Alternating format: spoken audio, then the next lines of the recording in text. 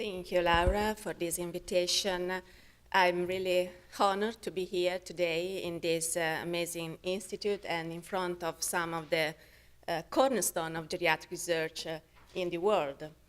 I will talk about one of my favorite research topics, multimorbidity patterns. And defining multimorbidity, it's not immediate. And when I needed to define it, I often use this painting where buildings are diseases. Some of them are chronic and stable, some other are chronic and stable or acute disease, and the trees are the medical treatments that we use in order to stabilize everything, but indeed they may add further complexity to the picture. And actually everything is floating on the water if you can see it. And if we are talking about elderly people, the water is frailty, sarcopenia, cognitive impairment, disability, falls, and so on. So the idea to explore this complexity and dynamic concept with patterns of diseases arose from a paper that I read many years ago. It's a paper published in 1992, and the title is Cluster Analysis in Diagnosis. And this paper is a review of studies published on to evaluate the clustering of a group of patients, not diseases, with the same disease but different characteristics. And the authors wrote, complex information can be best recognized as patterns. And so I thought, why not? Let's try to study the distribution of co-occurring diseases in the population and try to identify specific multimorbidity patterns using this methodology. But it's much more easy to talk about it than to do it, as many problems arise when you try to use this kind of approach. And I will briefly talk about three main problems. The first one is about data. The second is choice of clustering method. The third one is about time. But I need to be honest with you, as most of these problems do not have a generally accepted solution. So the first one is about data. We have two possibilities to analyze multimorbidity patterns. Either we go from the individual to disease clustering, and this is very complex to do, and we need to take into account the genes, expression, activation, inhibition, epigenetics, proteomics, and all the risk behaviors during the life course of an individual. And there's some researchers have suggested that we will do this in the near future using big data and network analysis, but what we are doing right now, and it's not bad anyway, is to start from the set of diseases and going back to the individual, for example, trying to understand why disease arise together. And since now we have used this approach using large observational studies or electronic health records database. The second point is the methodology that we employ in order to study patterns of multimorbidity. I'm not a statistician, and I have to tell you that in order to apply these methods and to study multimorbidity patterns, there's the strong need to collaboration between geriatrician, clinician, epidemiologists, and statistician, engineering of information, and mathematicians. The first three methods are very simple, and they're mostly used to analyze pairs of diseases. The first one is simply the proportion of pairs of trials or diseases. The second one is the so-called multimorbidity coefficient, that is the ratio of the observed to the expected prevalence of two diseases, and it gives you an idea on the degree to which comorbid diseases exceed the chance level. And the third one is the odds ratio or risk ratio. It's a possibility anyway. This method raises some statistical issues, such as the one of multiple comparison that are not easy to solve. And we use some of these methods. In blue is the multimorbidity coefficient, and in green is the odds ratio. And these are very old data from the Consolman project. That's a population-based studies that was carried out here in Stockholm in the 90s. and it's easily to see that many pairs of disease cluster together beyond what we would expect it by chance. But indeed, if you really want to explore how diseases distribute in the population, how they cluster together, you need to use more explorative method of analysis, and I will mention two of them, cluster and factor analysis, although there are other methods that you can use. The main difference between these two methods is that in cluster analysis, one disease is put in one cluster only. In factor analysis, one disease can be put in more than one clusters, and also factor analysis allows you to have measure of concordance between diseases and also measure of discordance. But the third and maybe most important issue is time. This is a dynamic system. Since now most of the papers published on multimorbidity patterns are cross-sectional studies, but this system is not stationarity, is really dynamic. And the link between the patient and disease and between disease themselves change during time, during a number of the so-called remodulators, infections, inflammation, stress, that could be transient or persistent during time, and that can change not only the development of new diseases, but also the link between the existing diseases. But more important, this complexity is even higher if you take into account that there is another time variable that is aging, and each individual ages differently. But keeping this in mind, where are the countries that where data on multimorbidity patterns were collected? These are the ones in green, and in some countries, from some countries we have much more data, for example, Canada, US, and Europe, and from other countries we have only few data, such as Russia or South Africa. And the good thing is that given all the papers published on multimorbidity patterns, we have some kind of consistency of patterns that are reported in these studies, and I'm really glad to tell you that they are similar to the ones that we first found and published 10 years ago, again in the Consolman project. One cluster that is frequently found is the cardiovascular patterns of multimorbidity. The second one is the neuropsychiatric patterns. And the other patterns that are frequently reported by the studies worldwide are the musculoskeletal patterns. Some studies are malignancy patterns, and some others are respiratory patterns. But I have no time today to show you all the data that differ according to age groups, according to gender, according to setting, which is very important. The study were performed according to countries and according to ethnicity or socioeconomic status, but there are differences according to all these characteristics. And now I start talking as a researcher, why I want to study multimorbidity patterns. The first idea is I would like to develop new research hypotheses about why disease arise together, why disease cluster together. Indeed, the clustering is much more a hypothesis generating than solving. So why disease cluster together? Is because they share common risk factor? Is because there is a generic liability factor only increasing age? Is there an individual susceptibility, or just because when the disease develop an association in advisor circles between morbidities is self-perpetuating, mutually reinforcing causality? Is all globalization? Is there polypharmacy, increasing the risk of other diseases that cluster together? Sometimes I feel I'm going for a fishing expedition. I need to be to catch the right fish, I need to be very good, but also be very lucky too.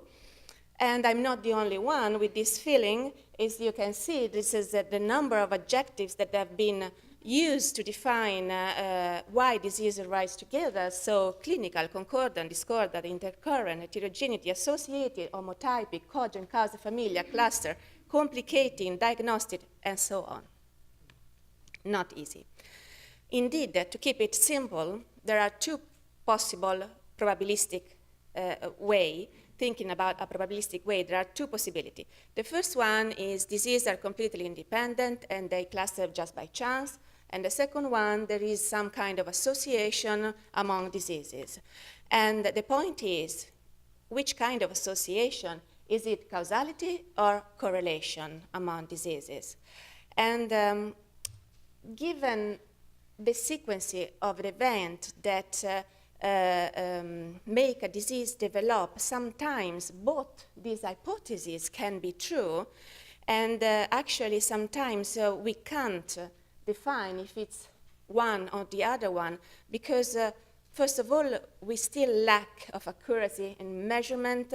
We have technological limitation in generating the data, and so we have inaccuracy, uncertainty, complexity, and moreover, there's really a high number of variables to be taken into account, and many of them are latent, and I feel that I'm seeing it like the people in the mid of the cave of Plato. They were forced to see only shadows and not the objects behind them.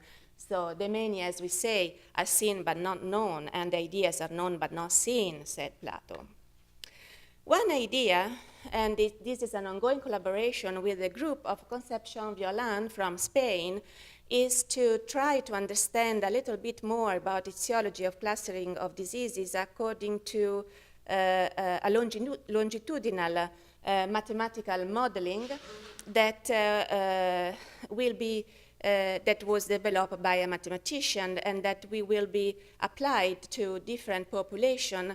The SNEC project, that is the Swedish National Aging and Care in the Kungsholmen project, another population-based study that is ongoing in Stockholm at the moment on more than 3,000 persons, and a really huge electronic database on healthcare in Spain, in order to follow the individuals during time and to try to understand why they change and the pathways for subjects during the time in different disease clusters. But then I stopped talking as a researcher and I start talking as a geriatrician, why study multimorbidity patterns are important for my clinical work. Because using this approach, I can identify those patients who are at risk of many adverse outcomes, such as mortality, disability, hospitalization, poor quality of life, but also polypharmacy, and talking about polypharmacy, especially adverse drug reactions. These are very, very nice data unpublished from the Epicron research group in Spain, and Alessandra Torres gave me the right to show this slide to you. The Epicron cohort includes a lot of patients in Spain, and the authors had the idea to use factor analysis in order to explore multimorbidity and polypharmacy patterns. And they found a strong evidence of prescribing cascade in most patterns they found, and also evidence of a systematic association between diseases and drug. Just have a look at this cluster in women, adult women, where these diseases, anxiety, sleep disorder, peripheral neuropathy or other neurological disorder, as well as depression, goes together, clustered together with all these drugs, and there is really evident that some of these drugs are prescribed for the side effect of other drugs given for prescribed for these disorders. And this is very important from a clinical point of view.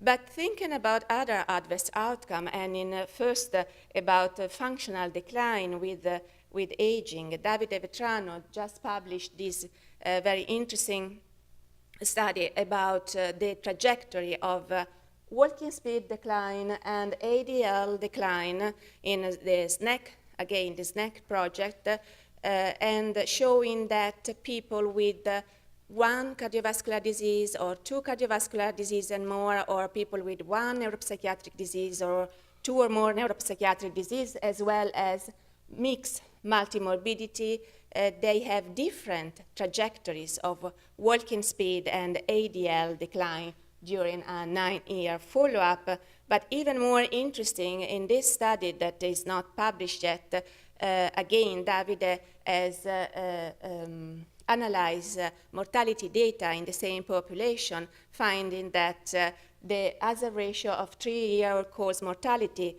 is different for different values of walking speed, given the number of cardiovascular or neuropsychiatric conditions. So walking speed can be a prognostic factor for survival in older adults, in older persons with this kind of multimorbidity patterns. Third, what about studying multimorbidity patterns for the health care?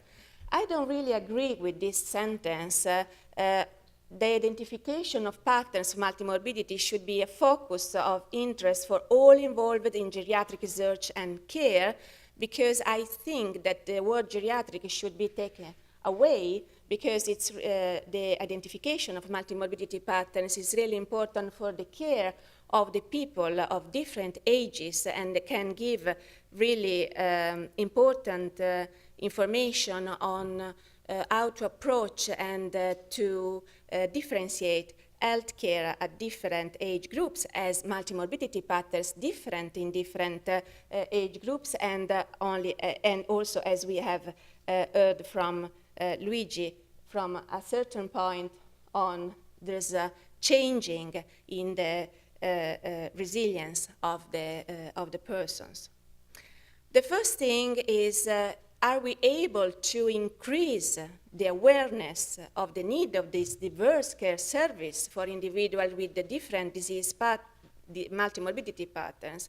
And if we are able to do it, is that worthy to design guidelines, or maybe better framework for clinical practice using this data? And will be they useful for analyze also not only needs but cost that can be not only additive for some multimorbidity patterns but also multiplicative. And again, using longitudinal analysis, I guess it's useful in order to answer some of these questions. For example, this study, again from the group of Dr. Violani in Spain, the patterns evolution in a huge number of Spanish people, in women and men, 2 different age groups, it's quite easy to see that patterns are stable during time. So is this at least 50% of disease keep staying the same patterns during this is the period from 2009 to 2014. And so isn't it important to know from caring and healthcare needs of the people in those specific patterns? And finally, for prevention. We recently published this paper, and this paper took advantage from the data of the finger study. That's a study that was designed to analyze a multi-domain intervention to preventive cognitive impairment in late life. And so this is a secondary analysis of those data, and we found that the multi-domain intervention that was comprehensive of physical activity, cognitive training, vascular risk factor control, and nutritional advices, it was effective in the intervention group in at least delaying the onset of a number of chronic diseases. And we really wanted to analyze if it was effective in preventive clustering of diseases, but we don't have enough number in this study to do this analysis, but we are planning to run the analysis with Deborah Rizzuto in the MAPT study. That is another trial that was carried out to prevent cognitive impairment. And this kind of pragmatic trial that use multi-domain intervention without any drugs, I think can be really a good example to implement and to study if it's possible with this kind of approach to prevent disease clustering during time. And of course, the must will be to identify a biomarker of cluster progression in order to stop the chain of the events before disease clustering together. So, is that true that it's only a matter of time until these advances will start to affect medical practice? Actually, I don't know. We will talk about cluster medicine in the near future, and we will abandon the disease by disease perspective, one cause, one disease perspective, to go towards a patterns of disease perspective. Maybe, but I really want to underline that the clinical benefit of this approach still must be proven in order to proceed with this approach. And some other suggestion for the future, something that has not been done in many studies published on disease patterns, testing the validity of the clusters found, both the internal stability and the external stability, I think is very important. And more research is needed, especially longitudinal and dynamic. The dimension of the approach need to be explored much more. I'm not so fond of gender medicine, but I think that gender differences in this kind of approach should be explored. Interactions with geriatric syndromes, do you remember the water or work speed in the Davides paper? And also more investigation, not only on biological factors, but also on social factors. So let me thank some people. First of all, Laura Fratiglioni, that was the one who first trusted me in Sweden, and Roberto Bernabei was the first one who trusted me in Italy. So it was very important for me to go on with this kind of research. And of course, the ARC Multimorbidity Research Group and Alexandra Prados Torres and Concepcion Violan for the data that let me show you today, and you for your attention. Thank you.